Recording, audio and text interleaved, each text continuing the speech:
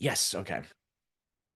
All right. And so everybody, welcome to today's Mindset Jam session. And this Mindset Jam session is called What the Fuck is Normal?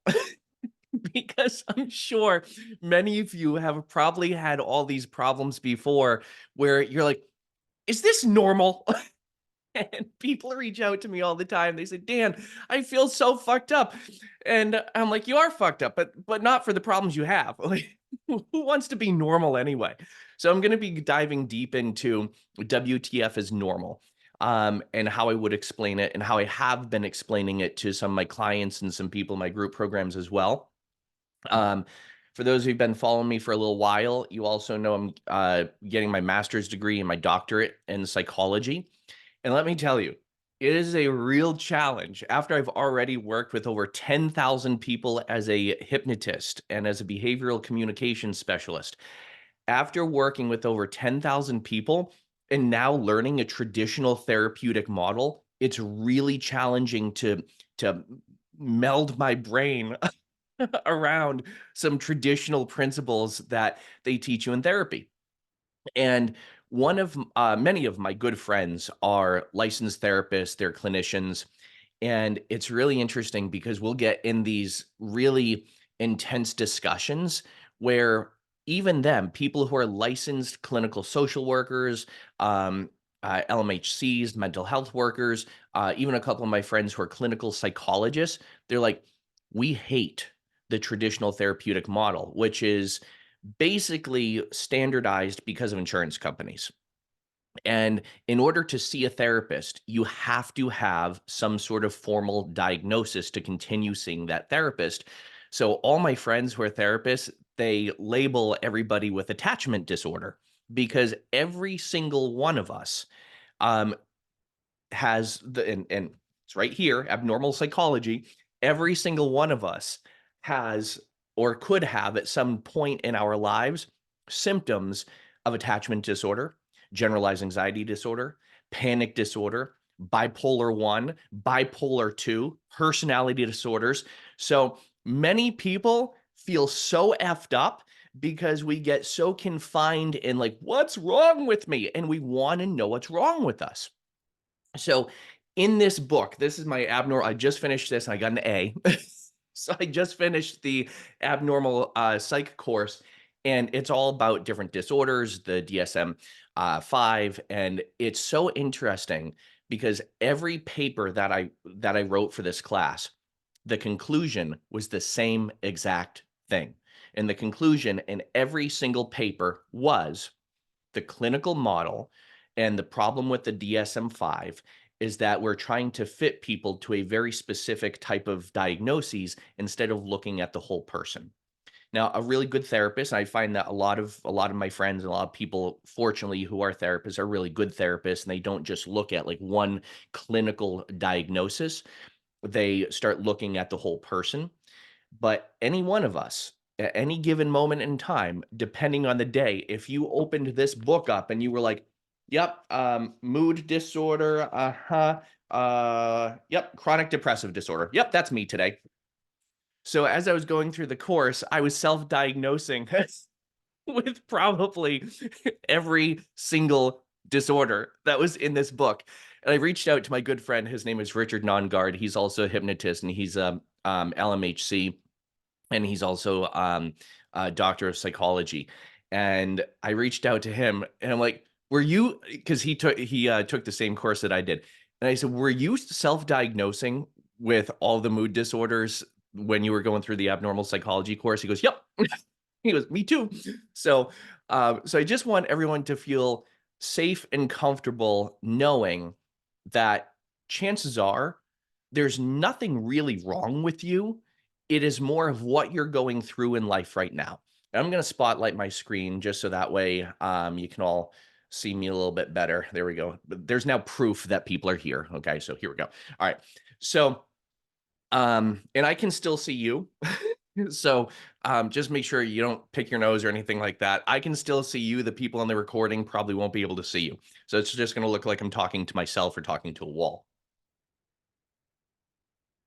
So with When you're going through a challenge in life, it's perfectly normal to feel stressed out, to feel anxious, to feel uncomfortable. It's perfectly normal to feel scattered. It's perfectly normal to have differentiations, alterations in mood. Perfectly normal when you're going through a challenge. And when my dad died about a year and a half ago, and some of you actually were in my group with me. Liz, I know you were with me, I think, when my dad passed away. Um, and uh, when he passed, I was having this like grief bubble up at weird places, but I didn't know it was grief. And this was before I was taking the master's course and before I kind of knew about this. So I hired a therapist, and I love my therapist, and she's amazing. And she actually took the same hypnosis and NLP course that I did. So so she's not just a therapist, she's also a specialist in NLP and all these other different interventions, and pretty cool. So I called her one time after my dad died, and about 2 or 3 weeks after, I would have these, like, really, really high highs, like, really productive, focused, functioning, confident. I'm like, "Boom, let's go, let's do this." And then 2 days later, I'd be crying for half the day, and I'd be questioning every decision that I made. And then 2 days after that, I'm like, "Woohoo, let's go, like, steam's going again, let's go, let's run a half marathon, here we go." And I was like that for a couple of weeks, and then when I started figuring out that, I'm gonna get my master's and my doctorate, I'm like, "Oh my god, this is symptomatic of bipolar disorder." So I called my therapist, and she goes, "Dan, what's going on?" I goes, "Bitch, I think I have bipolar. I think I'm bipolar 1." And she goes, "What's been going on?" And I told her. She goes, "Dan, you know this. This is delayed grief." And I'm like, "Oh, yeah. Yeah, it is." So I just needed that reassurance. But here's what happens. She said to me, and I talked to a lot of my other friends who are therapists about this, and we all kind of joke about this.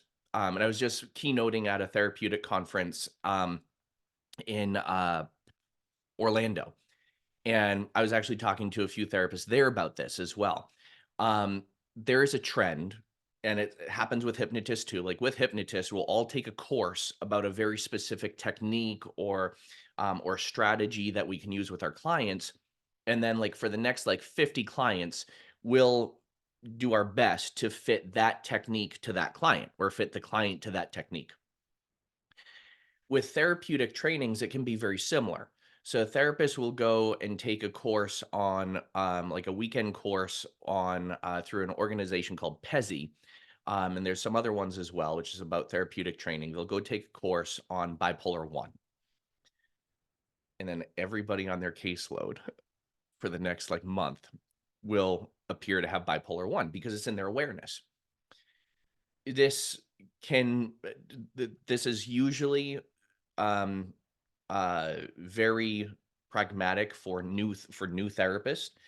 And what happens then is the therapist will diagnose the person with bipolar 1, and then they'll say, "We think you should be medicated for this, and you should try this medication." And then everybody starts to go on the same medication. Again, this is not the case with all therapists. This is a model that is put in place by most insurance companies in the US, where in order to work in the US, in order to go see a therapist, if you're getting it approved by insurance, most insurance companies require you to have some sort of formal diagnosis. So the reason why I'm bringing this up, and I just want to see what's in the chats because sometimes people disagree with me, which is totally fine. Oh no, but here everybody agrees. Good. And some of you may have experienced this, and some of you who are therapists may see that trend in other people you know who are therapists. Um, and like I said, it's more common with new therapists because you're still learning about different diagnoses, you're still learning about how they can affect people and everything like that. So as a new therapist, it's pretty common for new therapists. Um, but here's the thing: if you get a diagnosis,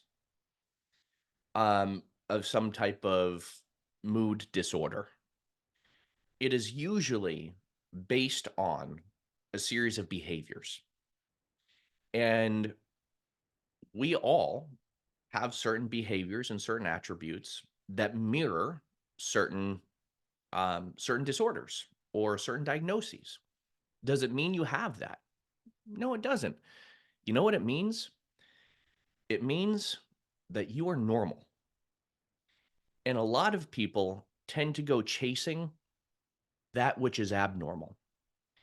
And we become so fixated on what the problem is.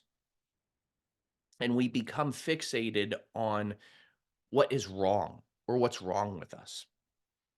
Um, I had a client last week I had this conversation with, and I'll be completely honest with you. This conversation did not go over well with her. It did not work well with her. But I had 4 other clients right before that this conversation worked really well with. So I just want you to know not all things resonate with all clients. I don't want you to think I'm some type of guru miracle worker that gets 100% success with 100% of the people 100% of the time right off the bat. Sometimes it's a dance. Yeah, I found this, and my clients found this explanation very, very helpful and very profound. Where when most of us feel off, what do? We look for proof as to why we're off. We look for proof as to why this is wrong, why we shouldn't feel this way. We look for proof that something is going wrong or that there's a problem. We look for proof that, oh, this pain I have in my arm is eventually going to be cancerous. I'm going to have to get my arm cut off. We look for proof that, oh my gosh, I'm upset. I must have clinical depression and I must need to take a medication. We constantly are looking for things that are wrong and validation that something is wrong with us. Because when something's wrong, it means there's a solution to it, usually, sometimes. And it means that we don't have to, that it's not our fault. If there's something wrong with us, there's usually a problem, a way to solve it, or it gives us comfort knowing this is why I feel like this, because something's wrong. And this happens with a lot of anxiety disorders and a lot of people who are battling with anxiety. They want the label of panic disorder or generalized anxiety disorder. And again, these are the things I'm finding in my master's course, and I think it's important for me to share as I find these things and as I learn about these things. I want to share them with you so you can know them too. Is that okay with all of you, by the way? Okay, good. All right. If you didn't want to learn, if you didn't want to know this, I assume you'd checked out by now. So, um, but so many people go chasing some of these problems and they want the label because it means that it's not their fault. And I'm going to be the first to say anxiety is not your fault. Okay. If you're feeling stressed and depressed, it's not your fault that you're feeling that way.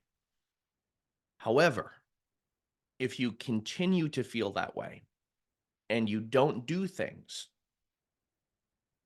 then we got to own that. We have to own that. And we should want to own that. I recorded a video on TikTok today and posted it.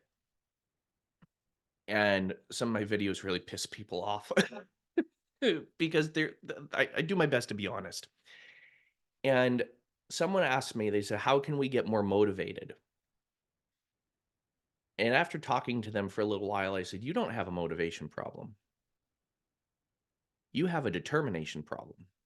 You have a discipline problem. When I wake up in the morning, sometimes I don't want to do stuff that I do. I do it anyway. And I become disciplined. And you know what that does? It makes you a winner. When you do things you don't want to do, you win. When you do things that you don't feel like doing, you win. And some people get confined, and myself included, we're all human. We get confined sometimes in this place of, I have to be 100%, 100% of the time. No, you don't. If you are 100%, 100% of the time, that's not normal. then you are abnormal. Then you do have a problem.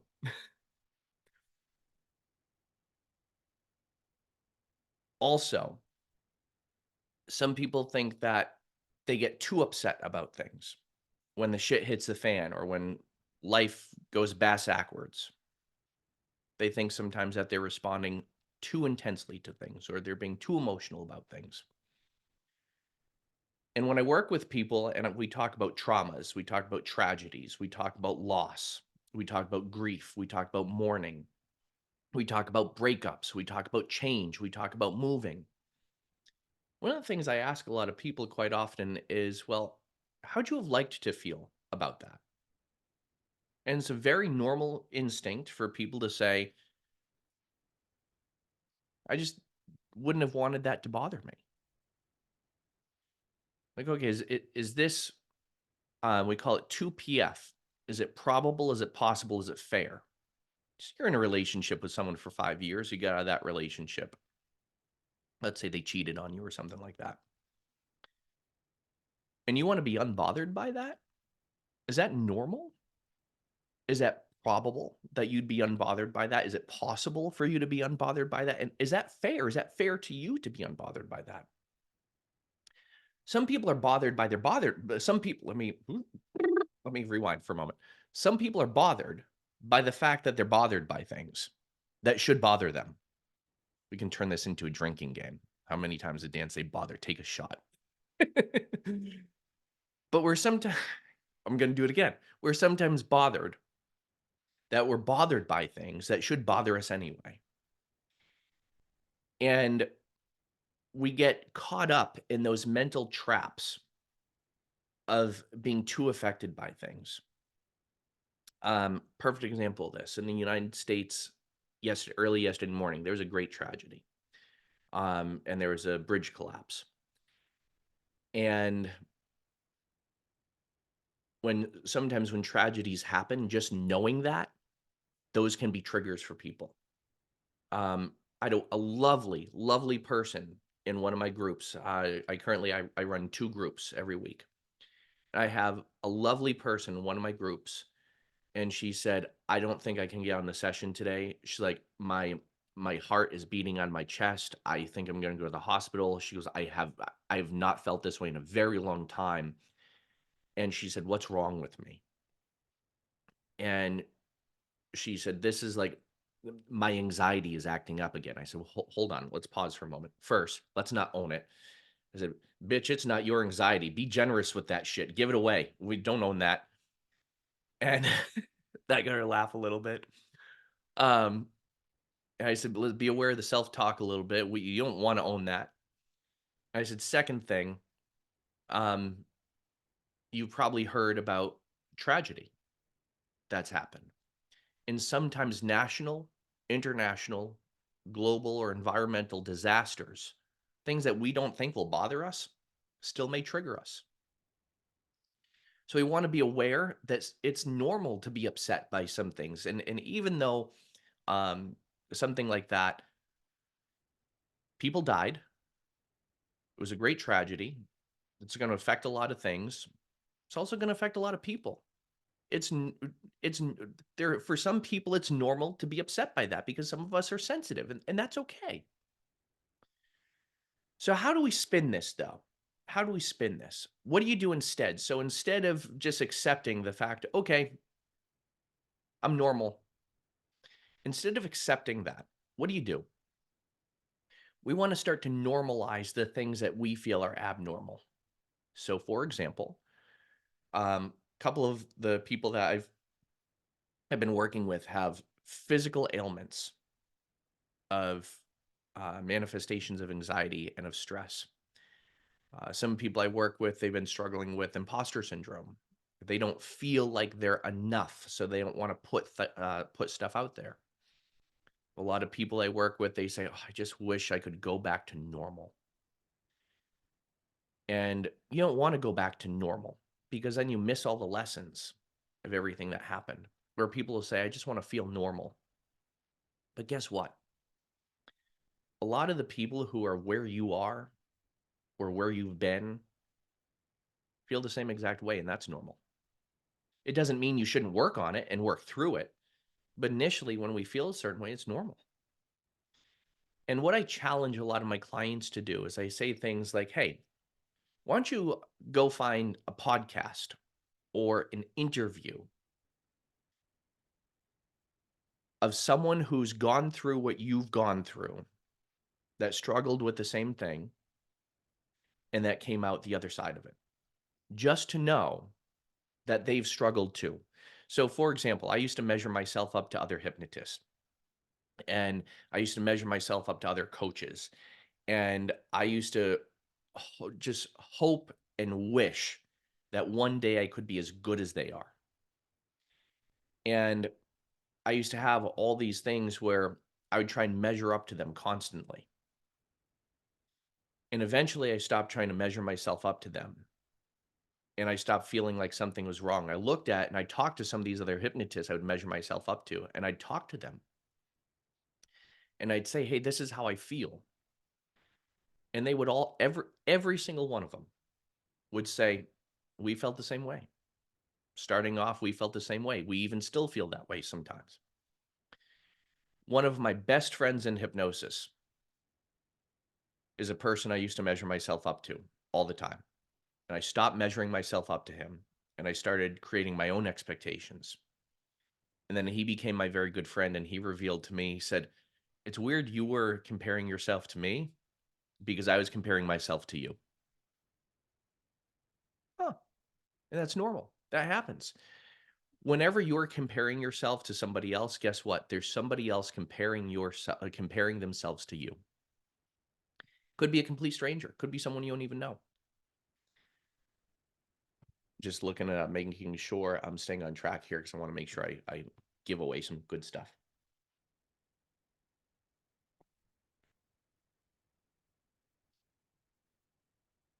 I was going to ask a question. Oh, there we go.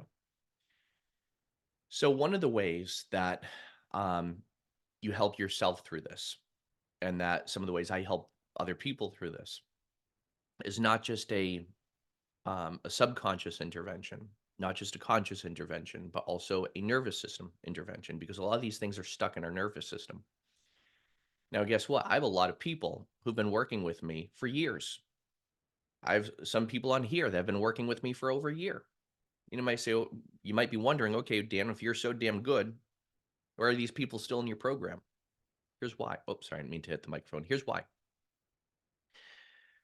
Every week, we accumulate more shit, more stuff that's jolted into our nervous system. Every week, we have new stressors. Every week, we have new things we got to deal with. Every week, we have new things that pop up. Sometimes really good stuff, sometimes some not so great stuff. Every week, we have stuff that pops up. And am I teaching people how to deal with it? Absolutely. But I'm also helping them clear the stuff from their nervous system. So we're clearing the stuff from the past, we're clearing the stuff from the present, we're clearing the stuff from the recent past as well. We are like trash compactors. And look at it like this. We usually tend to bury and bury and bury and bury stuff down so much, and we ignore it, or we think we resolved it, but we're constantly burying it down. And then eventually it gets to the point where we can't compact that stuff anymore. We can't get rid of it. We can't push it down anymore. And all that stuff is jolted in our nervous system. So we got to do things to downregulate, to stimulate the parasympathetic nervous system. We got to do things to stimulate the vagus nerve. We got to do things to clear the subconscious mind of those things, to update the subconscious mind.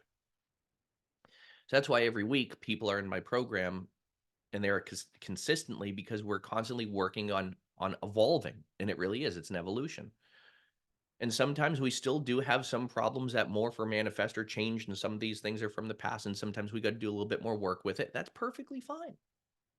Sometimes we work directly with the ISE or the initial sensitizing event. That's perfectly fine. But anxiety, I find, is and I love this. Oh, Suzanne is on. Suzanne works on my team. She is a freaking superstar. I love Suzanne. Suzanne said even the top coaches and therapists in the world work with their own coaches and therapists. Absolutely. Absolutely. You are completely correct. I used to not be open about the fact they work with therapists and coaches because I thought people would look down upon me and say, oh, like, Can't you solve your own problems? Like, you're supposed to be perfect. I'm like, have we met? Like, this is a work in progress. And we all are. We are all a work in progress. And again, that's normal. That's normal. So the next time you say to yourself, oh, I, I, I think something's wrong with me, or I don't think that's normal. Let's normalize the abnormal. And here's why. Because if you find out that what you've been experiencing, try this one out for a reframe. If you discover that what you've been experiencing is just a normal byproduct of the work that you've been doing, or a normal byproduct of human behavior, the condition of being human, and if you find that that's normal, you stop paying attention to it. You know why? Because we don't pay attention to shit that's fucking normal. We don't. Guy was walking down the street today slurping out of a juice box. I paid attention to that because a grown 65-year-old man usually doesn't drink out of a juice box. Then I came home and my neighbor was with his daughter skipping down the street with his daughter, like frolicking down the road. I paid attention to that because I know this guy. He's not a skipper. He's not a frolicker. So to see that he was frolicking, I'm like, this is abnormal. It's a good abnormal. It's a good not normal. He's in a good mood today, right? Maybe he had a shift. But when you see someone walking down the street and they're drinking a cup of coffee, you don't pay attention to that because that's normal. When you see someone walking their dog down the sidewalk, it's a cute dog, you pay attention to the cute dog. But that's normal. It's normal someone just walks their dog down the street. If when you got stressed out, your eye twitched a little bit, and you just know that's a byproduct of being stressed out, guess what? That's normal. You don't focus on it. And as I say that, Jen's rubbing her eye. That's normal. So the next time you feel like something's not normal, seek validation that it is. I always tell people, go and listen to a podcast of someone who struggled with what you're struggling with right now. And you're going to find that people who you perceive to be super freaking successful still struggle with the same thing. Suzanne says we're always growing and changing. That's normal. It's the essence of who we are as humans. And because the mind resists unfamiliar, it's extremely powerful to work with the best to support your continued growth. Absolutely. Absolutely. I have a couple of questions to ask some of you. You can type in the chat. Do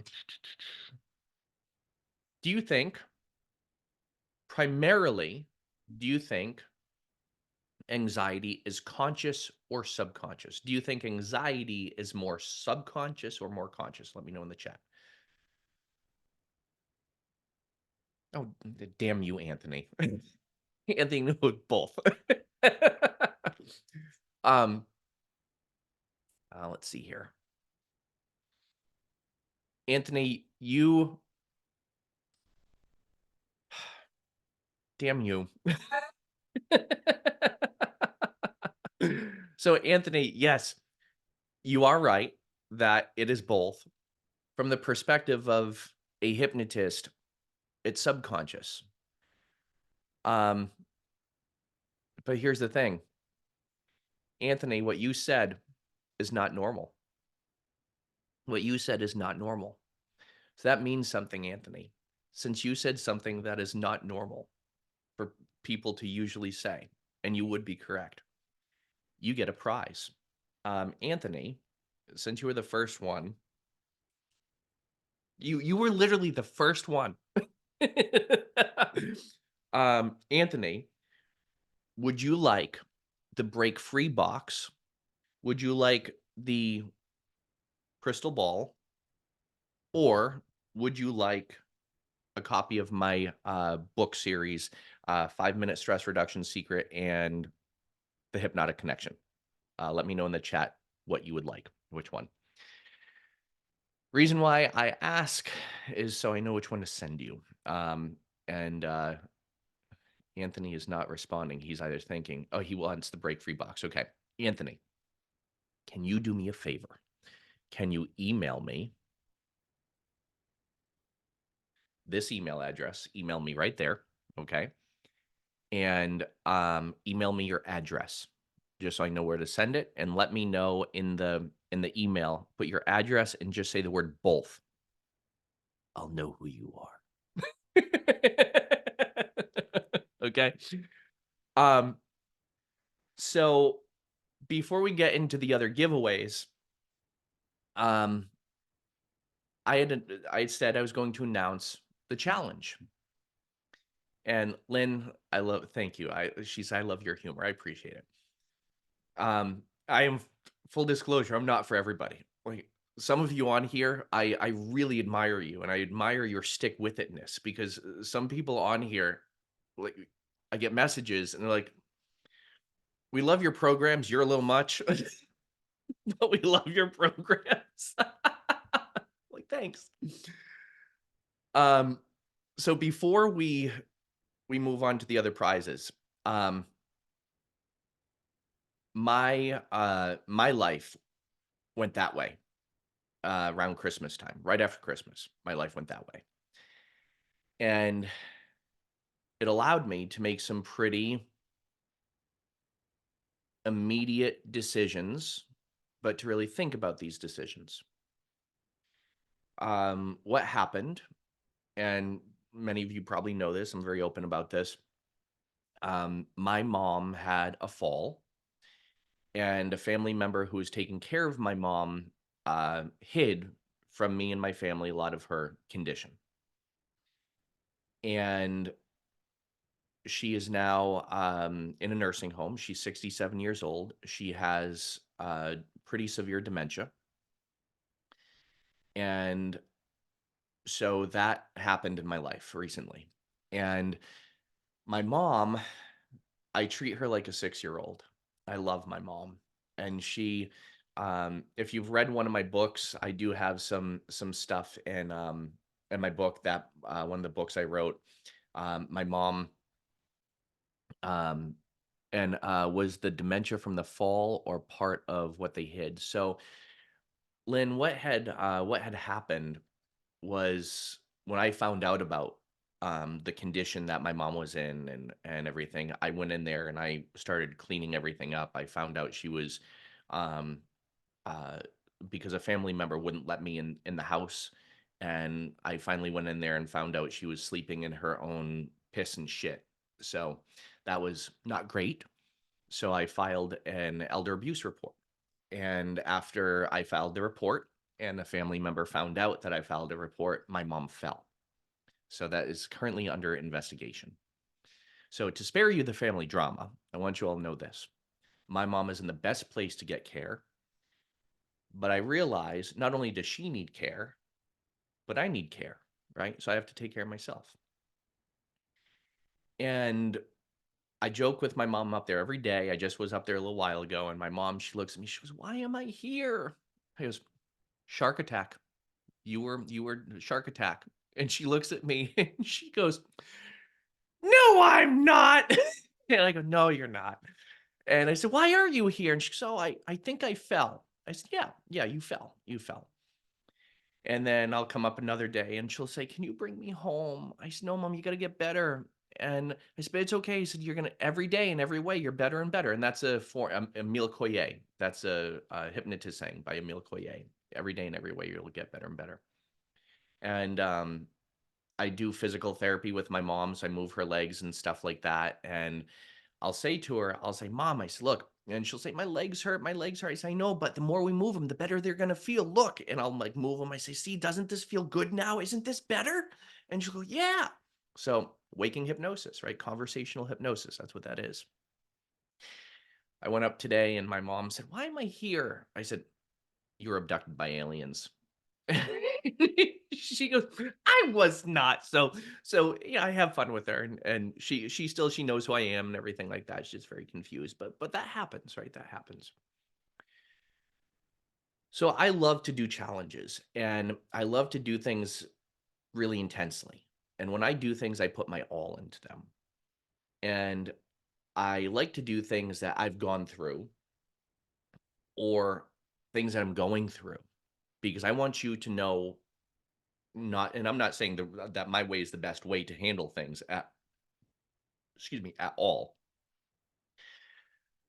But after working with so many people going through these things and helping other people through these challenges, I find it does make my life easier when I'm going through these challenges.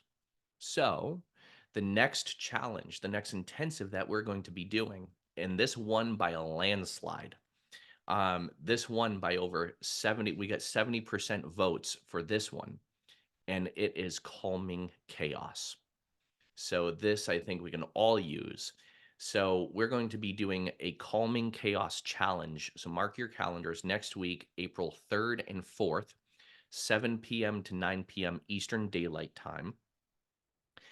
And before we do some more giveaways, I'm going to pause the recording for a moment because everybody who's here live, I'm just going to let you in on a little something here.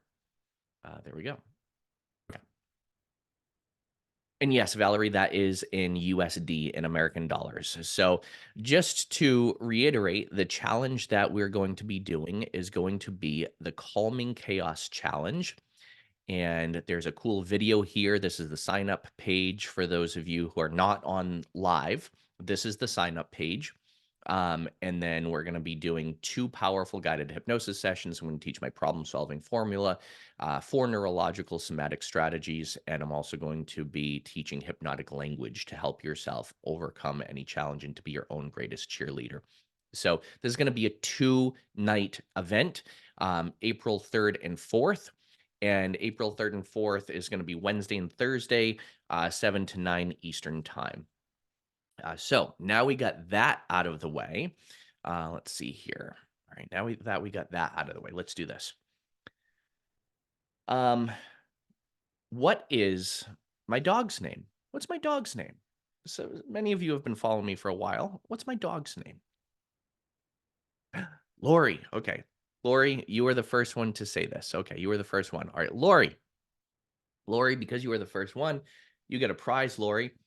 Let's see here. Lori, would you like my books here, my 2 books, The Hypnotic Connection and 5-Minute Stress Reduction, or would you like the crystal ball? And Lori, I know I taught you bilateral stimulation, and this is usually what I give to people to do bilateral stimulation. So Lori, let me know which one you would like. Would you like the ball or would you like the books? Crystal ball. Okay, perfect. So we have the books left. All right, great. All right, I'm going to ask one more question. What is an ISE? I talk about this a lot in my videos. For those of you who are hypnotists, you probably know what it is. What is an ISE? What does ISE stand for? Yes, yes, yes. Let's see here. All right, Jamie and Deborah. Okay. All right, perfect. All right. Um, Jamie, if it's a Jamie I'm thinking of, you already have a lot of my shit. Deborah, I don't know how much of my shit you have. So Deborah, you can get my books. And let's see here. Oh, Lori, email me your mailing address at my Gmail, dancandel@gmail.com. Deborah, if you can please email me your mailing address as well. I'm going to be going to the post office probably tomorrow. Yes. So a lot of you are right. Yes, yes, yes. And Deborah's going to get the books. Perfect. Okay. So Deborah, just email me your mailing address. Okay. Wonderful. So we got some giveaways. We talked about what the fuck is normal. We talked about how a lot of the insights that we tend to have, some of the things we think are abnormal are actually normal byproducts of the human condition of just being human. Okay. Now, here is one other thing. I want to announce the winners. So there are 3 people who responded to my survey that are going to get the free, they're going to get the challenge free. And those 3 people are Jenny Brenner, Craig Mackay, and Janice Urquhart. And I will email each one of you. And again, that's Jenny Brenner, Craig Mackay, and Janice Urquhart. So I will be making sure you get all the details of that and everything. Now, we have about 15 minutes left. You can feel free to stick around if you want to ask questions. And it doesn't have to be questions about what I said today. It can be anything. What questions do you have? And if you have a question, just either raise your hand in the chat or raise your hand in your Zoom window, or uh, you can just type in the chat box and I can either unmute you or you can type your question in the chat. And this can be about anything. It doesn't have to be about what we talked about today. It doesn't have to be about the challenge either. It can be any question that you have. It could be something that you might want to ask me because sometimes sometimes, almost all the time, I get questions. Um, is it normal to feel scared about being hypnotized? I'm worried I won't come out. Ooh, Lynn, that's a great question. Yes, that is very normal. That a lot of people actually have that fear because of misconceptions of what hypnosis is. And it is the books and the movies and Hollywood that gives us a little bit of a false perception of hypnosis. You cannot get stuck in hypnosis. There's never been a chronic case of hypnosis, so nobody's ever gotten stuck in hypnosis. There are stories where sometimes people um, uh, from a stage hypnosis show may um, uh, may feel a little out of it, but there's reasons for that. There's reasons for that. But no, so it's impossible to get stuck in hypnosis. So you can't get stuck in hypnosis. Um, so I hope that helps. So the only side effect of hypnosis is feeling good, empowered, and relaxation. Depending on the method of hypnosis that you're using. If you're doing regression to cause hypnosis, sometimes the effects can be a little bit different. I don't particularly practice that way. I practice I practice a different form of hypnosis. Do you see a connection connection of premenopausal and increased anxiety? 100%. Yes, I do. Um, there are a lot of clients I have where they're going through like the change of life, right? And this can really affect people where it can throw off your hormones and have hormonal imbalances, which can also increase adrenaline responses, cortisol responses. So, yes, one of the good ways to decrease those responses is to do some nervous system and vagal nerve stimulation and activation through self soothing techniques, through even some deep breathing techniques, tapping, things like that can really help. Let's see here. All right. And Joanne and Robert, I'm going to unmute you guys. Is that okay? All right. So I just asked to unmute you. So I think you just have to hit the unmute button. There we go. What is your question? Well, Dan, Yes. I don't want to get up in the morning. I wake up Neither and do I I. say, what? Neither do I. does he. No. Okay, go ahead. I think about all the things that need to be done, and I just say, no, I just want to roll over and go back to sleep. Yeah. Okay. I just wrote about this morning, Joanne. I was going to make a video about this, so let me see if I can find the notes that I took about this. It's weird because I think about these things sometimes.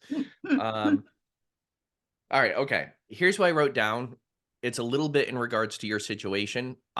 Keep in mind this was going to be a tough love video, so because coming from a perspective of motivation, you might be saying, "I want more motivation," or "I need more motivation." Um, but that is bullshit. You don't need more motivation. You have enough motivation. We naturally don't want to do things that we feel are going to be overwhelming. And it sounds like that there's some overwhelm going on. When you think about the list, there's some overwhelming shit that goes on when you think about all the things you got to do. There is. There is. There So is. one of the things we want to do is do a little bit of thought projection. So how would you like to feel about that list instead? Um, Before you answer that question, I'm just going to go through my notes again. Here's what the video was going to say, okay? You don't need motivation. You need discipline. Fuck motivation. Most days when you wake up, you don't want to do it. But you build your will through discipline and determination. Invest time into things that are hard. You don't have to feel great when you do something, but you can have your own back and feel good after you do them. All right, sorry for the tough love. That's in my notes on my phone because that's the video I was going to make today. Um, And another thing I put in my notes section, if you do the thing in spite of not wanting to, Joanne, that's fucking bravery. That's bravery. And there's no doubt in my mind after we have this conversation today, you're going to look at that list or you're going to think about all those things that need to be done. And you're going to be like, bitch, I don't want to do that, but I'm going to do it anyway. And then you're going to feel so fucking good about it because you have discipline and you have determination. So I'm going to say this again, fuck motivation. We want discipline and we want discipline and determination. Think about what discipline and what determination feels like to you. And as you think about what it feels like to you, then look at that list. Think about that list and think about it. Let's do some mix and match here. Match that feeling of determination, that feeling of discipline to the list. Okay? And repattern that. You're a hypnotist, so you know obviously what repatterning means. So we want to pattern that in a little bit. We just need some thought projection there. Okay? Thank you. You're welcome. You're welcome. It's tough love from Dan Kendall. Okay. Let's see here. I got a couple other questions here. I'm a really, let's see. Oh, okay. I'm really anxious about starting my new coaching, hypnotherapy, NLP business, even though I've had several businesses before. It's pushed me into procrastination and I worry that I won't be enough for my clients. Richard, I can totally get that. And because this is something I'm gonna FFF you. Sorry. Feel felt found. I'm gonna feel felt found you. I know how you feel. Jesus Christ, this went to shit. I know how you feel. I felt that way before. I found that when you do some work with one or two people, you're going to find you know more about that work than anybody else. As long as you don't do it with other hypnotists. And the reason why a lot of hypnotists and NLP practitioners do not put themselves out there with clients is because when they practice, they often practice with other hypnotists. And some of us hypnotists can be critical assholes. Okay. Not anybody on here, but some of the people that are on the outside can be really critical. And um and do what works for you. Really do what works for you. Let's think about how do you want to feel when you're working with clients? And like I said, it's not necessarily just about motivation. It's also about discipline and it's also about determination. We tend to become brainwashed that we need motivation for everything. No, we don't. But motivation and passion and urgency are linked together. Richard, is Richard? Yes, Richard, if you were drowning right now, oh, there you are. Okay, Richard, if you were drowning right now, it would be really urgent for you to take a breath, right? If and you'd be motivated to take a breath. If you had to really go to the bathroom right now, you would be highly motivated and determined to find a toilet. If you hadn't eaten in a very long time, you would be very motivated and determined to find any way to get nourishment into your body, even if it meant stealing from other people. That's what sometimes motivation can do to us or urgency can do to us. So, uh, who's unmuted? Oh, Jackie, sorry, I'm just going to mute you again really quick. Okay. So again, we want to do a little bit of thought projection here. Precognition. We'll call it precognition. Richard, I'd like for you to think of somebody that you would have a conversation with about winning. Like when you feel like you fucking won at this and you're like, "Oh my gosh, like I got this." I I went into a yoga studio and I was doing yoga and I talked to four people and told them I'm a hypnotist and they're like, "Can we just see you for like an online?" You're like, "I don't have an office yet, but I'm doing online sessions." And like 3 out of the 4 people said, "We want an online session." And I said, "I'm only going to charge you $25 because I'm still like kind of practicing." Um, and uh, and you saw those 3 people, they had great results. And you're talking to somebody. It could be a spouse, it could be a person you did business with, it could be a friend or mentor or colleague, and you're talking to someone. But 3 weeks after you've had this massive fucking breakthrough realization, you're like, "Shit, I did this." Put yourself in that conversation. Where would you be? For me, it's a coffee shop. I love coffee shops. Where would you be? Who would you be talking to? What would the conversation be like? What would they be saying to you? And when you use future projection like that, I call it precognition. When you use that and you really pace yourself into that, and you do NLP, you know this, right? When you pace yourself into it, and when you start to vividly become aware of that conversation, it's going to jump right into your mind. You're going to feel like you know exactly what to do, and you're going to be more motivated to do it. The biggest thing when it comes to building your business, wherever you go, use this and tell people you're a hypnotist. You'll be the most interesting person in the room. And also own it. Dude, fucking own the fact that you're a hypnotist. Like, that's badass. You are a hypnotist. Um, how do I Jackie, how do I accept my sister passing 4 weeks ago? I can't accept it. It's affected my health. Is this normal? Jackie, that is 100% normal. And I just want to give you love and compassion and I'm sorry for your loss. It is 100% normal for you to feel the weight of someone passing, and also for that to affect your health. You want to make sure that you're giving time to yourself, and you want to make sure that you're practicing some self-soothing techniques, and give yourself space to have a mental breakdown. After my dad died, I would have these mental breakdowns every single day. And they would last for about 20 to 30 minutes sometimes. And I used to think I was going crazy. And I would have a mental breakdown. I'd say, whole day is ruined. Whole day is freaking ruined now. The whole day is ruined because I had this mental breakdown. And it took me 2 weeks to realize I can have a mental breakdown for 20 minutes. And it's not going to ruin the rest of the day. It means that mental breakdown's over now. Now I can move on with my day. So give yourself some patience, some space to have those feelings as well. And when you give yourself space, it's not going to affect your health as much. Like I said earlier, we're like trash compactors. When people deal with grief or loss or mourning, they tend to push it down, push it down, push it down, let it come out, even if it's at the grocery store. I had a mental breakdown at the gym one time. I'm sorry, not mental breakdown, emotional breakdown at the gym one time. I'm running on the treadmill and my eyes just started leaking. And it looked like I was sweating, so it was great. But but they were tears.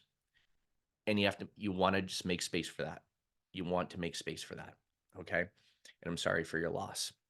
Um, and yes, what Lynn said is great. I'm going to give you some of the best advice, and this is also on my podcast about grief.